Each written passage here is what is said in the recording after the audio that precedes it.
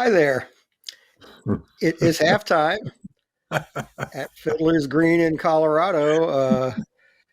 This is getting redundant, but another hell of a first set by Dead and Company, minus Bill Kreutzmann. You've surely noticed again, but we are told by management that Billy is taking these two shows in Colorado off and will be back on the job in Arizona come Monday, which is pretty sensible given the warmer climes down there and the fact that he had some respiratory problems. A little bit of an infection is what he said. So we're looking forward to Bill being about a mile up in the air too, so it's a good place not to have risky lung behavior. Indeed. So wishing Billy to recover all the way by Monday. We're sure he will. He's a resilient guy. And thanks again to Jay for doing such a fine job. David, want to run down the set list?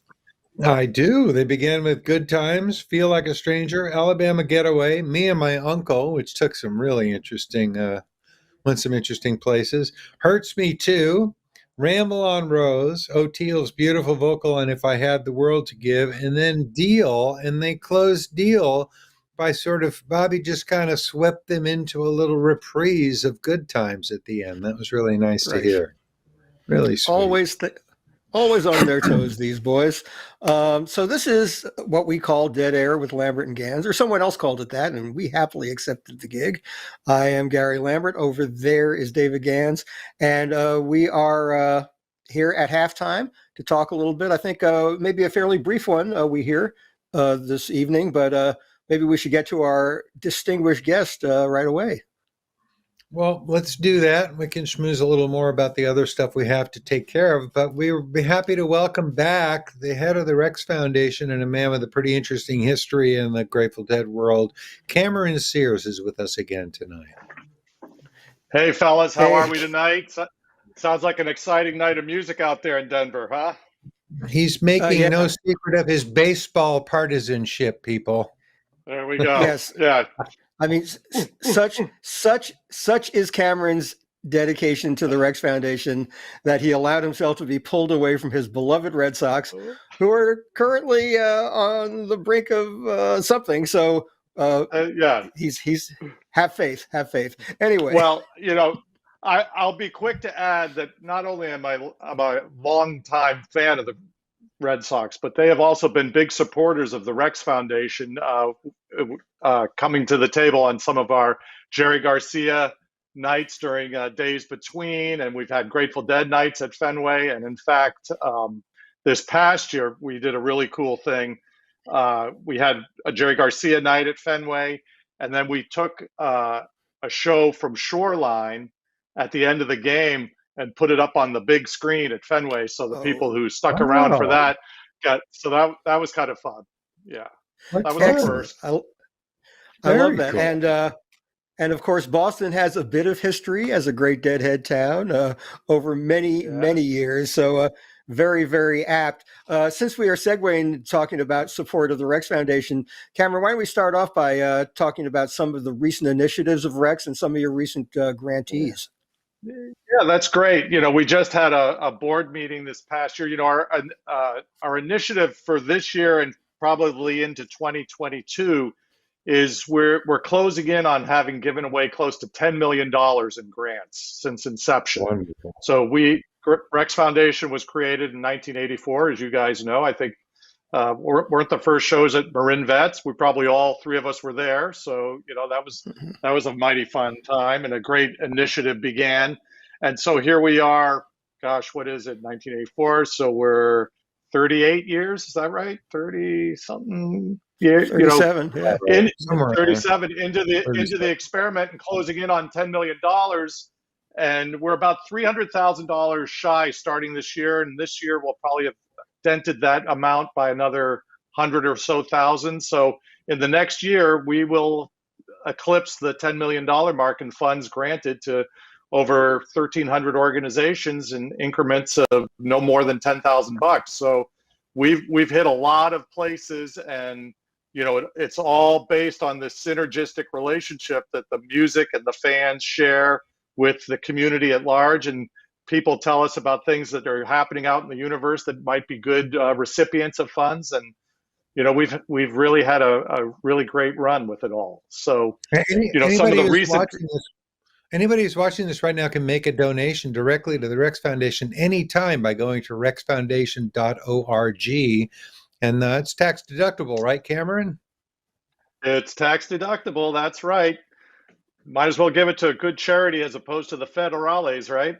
So, this last round of grants, we had some really interesting proposals, and one of the things that we're really excited about, I mentioned previously when I was on with you guys, and it's developing nicely, is we're creating kind of a coalition of studios that are very simple, one microphone, laptop studios where they can be deployed in refugee camps or on Native American reservations. And the concept behind them is to provide the tools for them to reach a broader audience, for them to tell their native stories, pass on the language within the tribes or the communities, as well as giving the youth an opportunity to perform music, record, learn technique, and share it between other constituencies. And we've got a setup up in the Pine Ridge Reservation that's going to deploy here soon,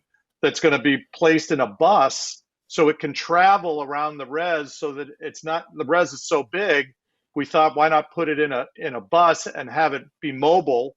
And it's basically a one-room mobile recording studio that can go anywhere, and people can do podcasts, preserve their native tongue, teach the traditions to the youth, make sure that they're preserved, as well as go forward-looking and recite poetry, create new songs, and put it out into the universe. So we're very excited about that. Couple other interesting projects along the same vein, and these are both really interesting in that we're focusing on getting women involved in the recording arts and in the creative process of making music. So one program that we're working with is the NVIDIA Foundation, which is doing work primarily in Armenia, but now they've got an initiative in Malawi where they're going to start with, again, a very simple approach, 5 laptops, few microphones, and start getting women engaged in learning the recording arts and performance arts and collaboration amongst each other. Very cool program. And wonderful. Similarly, there's another program here in the States called FemHouse, which is encouraging women here in the United States to learn production technique, get involved in the technical aspects, but also create opportunities for them to become DJs and really experience the form of making this various art, new art forms, I should say, public. So that's kind of cool too. All of these guys are doing it on a shoestring, and we know one of the things that we look for are people that are really doing innovative stuff at a very grassroots level. And when we give them $5,000 or $10,000, we know that it's going to go right into the program and have a direct impact on what it is that they're trying to promote. So it's exciting stuff. Indeed, it is. I know David, you get that. You've made a few records on your own, so you can appreciate what it takes to do this, and you can do it with a laptop and a mic now. That's right. All of the tools exist at really affordable levels, and that thing of now getting somebody out there to teach the skills to go with those tools is that's huge, man. That's so wonderful what you're doing.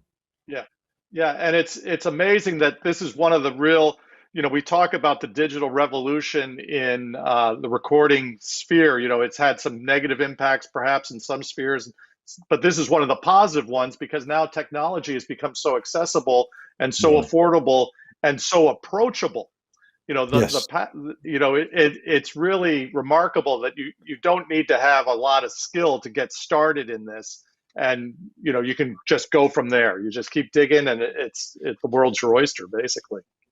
Kind of fun, right? And you've also made the chain of communication between artist and completed product and artist and audience that much more direct, without going through the incredible hierarchy of record companies and distributors and all that stuff. And that's what, it has impacted the record business in some negative ways, but it's also kind of democratized the making and distribution of Right. music in some fantastic ways.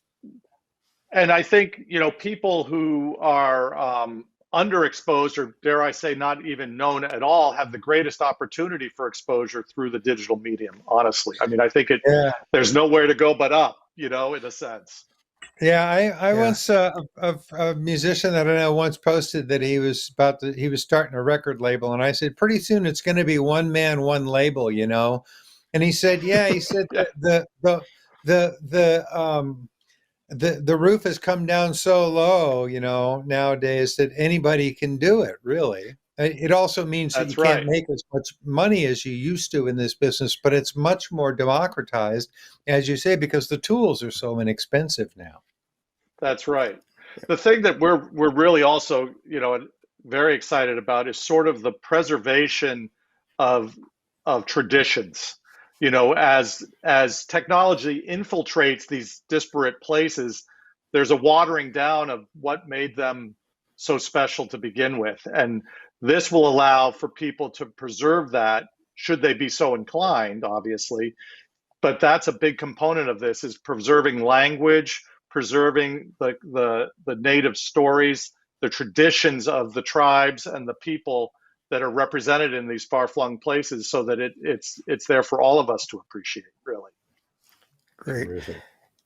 Hey, Cameron, we're on kind of a short leash as far as time is concerned. We're I don't told believe it. our little set break will be a little shorter than usual. We wanted to ask you, since we've talked about Rex a lot, we want to talk about you a bit and how you found your way into this band of outlaws that was the Grateful Dead, and how you got the job, and talk a little bit about the wild experiences over the years. So why don't you start us with how you wound up working for the band? Well, it's ironically, it has a very direct tie-in with Rex. Back in the early 80s, I had been a fan of the band for quite some time, and I fully appreciated their philanthropic ways. And I was a longtime river guide, worked throughout the West, Grand Canyon, California, and I had gotten my degree at UC Santa Cruz in environmental studies and political theory. And I was working on an effort to preserve the last free-flowing section of the Tuolumne River that flows out of Yosemite National Park. And in fact, the Tuolumne is the river that supplies all of San Francisco with its drinking water. And it was the cause of the damming of the Hetch Hetchy Valley in Yosemite Park, really started the Sierra Club. So it had a long environmental story to it. But now in the 80s, they wanted to put another dam on it, would have caused it to become just one staircase of lakes going all the way down to the Central Valley. And it was a pristine, river, beautiful whitewater, class 5 run. And so I wrote the band a letter, and I invited them to come on a river trip with me and learn about water politics in California. And a couple, weeks went by. I walked over to the office and actually handed it to my future mother-in-law, Eileen Law, and said, "Hey, I've got this idea." So she's Eileen, she's so sweet and so adorable. She said, "Oh, that's just great. Thank you so much. And I'll put it up on the bulletin board," which she did. And I called her back a couple of weeks later, and she said, "Better not to call us. We'll call you." So I kind of said, "Oh, okay. I guess that kind of went by the wayside." But then about a month and a half later, Danny Rifkin called me, and he said, "I got 20 people who want to go on a river trip. Can we still do it?" I said, "Let's go." So I got to know Danny and a bunch of people from the office, and I think we got a $10,000 grant from the Rex Foundation. I think we were number 30, maybe, out of now 1,300. And we became fast friends. And I took Bill Graham down the river. I took a lot of people on trips. And in an effort to preserve the river, we end up protecting the river. And it's now a wild and scenic river in California. And shortly thereafter, they were getting geared up. This was after Jerry had come out of the coma and said, "Hey, John McIntyre was then managing," and he said, "I could use your help. You want to come work with me?" And I said, "Sure, why not? That sounds great." So I couldn't believe it. And I don't think many of the guys in the band probably could believe it either. And I I started working in '87 with the guys. So it was really, really. I mean, That was like everything was taking off. literally, that's like the moment it all started to go completely insane. Yeah, exactly. What a The moment. funny part about but the first show that I did was down in Ventura Fairground, and we flew down in small planes, and on the first day, John had the flu, backstage, and he couldn't get the band on stage. So he said, Cameron, I don't know what to tell you, but you got to start the show. And I'm like, okay, what do I do? He says, well, give them 30 minutes and then give them 10 minutes and tell Robbie it's time to, okay. So, I go around, I'm actually introducing myself to the guys and say, hey, John might have mentioned you, he was hiring me. I'm Cameron. He's sick. You got to go to work, So, yeah, it was pretty. Man, they threw you right into fun. it, didn't they? Yeah, I was right into the fire. Yeah, I don't even think I got the frying pan. So it was pretty funny, That's amazing. Hey, I need to quickly just interrupt you and remind people that one of the things that's happening right now is a free preview of set 2 of the Dead and Company show tonight on nugs.net. If you're watching this on YouTube or on Facebook Live, Nugsnet would like you to go over to livedead.co and convert this into a paid viewing of the entire show. You're going to get the first song of the second set for free in a few minutes, but they would like you to go back to buy the thing, and then you can go back and watch the first set, and then you'll have 2 whole days to watch the entire show again several times if you're so inclined. And there are also other ways you can do audio downloads in various formats, and you can subscribe to the entire tour and things like that. So I just had to interrupt Cameron to quickly ask you to, when this is over, pay a visit to livedead.co and explore the many ways that nugs.net can bring this amazing music into your ears and eyes. And now back to Cameron. Right. Well, that's a great interlude. Well, Cameron, you mentioned Eileen Law a moment ago, and for those who may be younger and don't know a lot of Grateful Dead history, before we had all this internet stuff and doing everything on your phone, the Grateful Dead had this very direct link to their fans through mailings and through a hotline, a telephone hotline, and ordering tickets by mail. You remember mail, folks, don't you? And Eileen, among many wonderful tasks she performed for the Grateful Dead, was the soothing voice on the telephone who told people what the tour dates were going to be and when tickets went on sale, and how to get them, what the mail order dates were. And she always ended with "Thank you and stay in touch," which we've been doing ever since. And then you went on to marry Eileen's daughter, Cassidy, who is not only a wonderful person, but the subject of at least half a Grateful Dead song. Yeah, that's right. Yeah, when Eileen comes by, we'll sometimes tease her and say, "Hey, Eileen, is the band playing at the Greek amphitheater?" She had that California slang. But you'd call the hotline to try and figure out how to get your tickets, but her voice was so soothing and so kind of calming. Everybody who called was just completely stressed out. Oh God, I got it. Did I put the period at the end of the sentence right and all this kind of stuff? But the way she delivered it, it was like a warm glass of milk. You kind of like, oh, okay, it's all good. I'll get my tickets. Eileen's got it under control. Yeah, thank you. That's right. But That's right. she loved that job. She loved doing that. That was a fun thing. She was really good at it. Yeah, some In years my ago there early was days as a journalist. Go ahead, Gary. Some years ago, there was an exhibit of Grateful Dead memorabilia here in New York, and they had one of the phone machines with the outgoing message on it, and you could take an old-fashioned handpiece off the phone and listen to Eileen's message. And I swear, the moment I heard her voice, I started tearing up. It was like, aw, home again. Yeah. As a matter of fact, today she had called us because she noticed something on one of the websites that she goes, that's not the way it's supposed to be. It was supposed to be done like this and like that. And I'm like, Eileen, you don't have to worry about that anymore. You haven't been working for them for like 15 years, but it's who she is. She can't separate, and she believes so strongly in the band and the fans and that connection. And I mean, it's one that she shared. You know, she felt it viscerally and still does. You know, it's a beautiful thing. She was so great to deal with. In my early days as a music journalist, BAM magazine had a DeadHead column, and they put me in charge of it. So part of my thing was to call her up and find out what was going on, and I'd go by and visit and stuff. And she was just as friendly and welcoming as the day is long. And she'd give me a little, whatever little gewgaws and souvenirs came in, she'd share stuff. I mean, it was just to go hang out with her and visit in that office on the second floor was so much fun in the early days, before things totally. And I would be remiss if I didn't say that, Eileen has been a big supporter of the Rex Foundation and has provided us with, she gathered everything. She was always an archivist. She was the original not the audio archivist, that was Dick, but she collected everything else.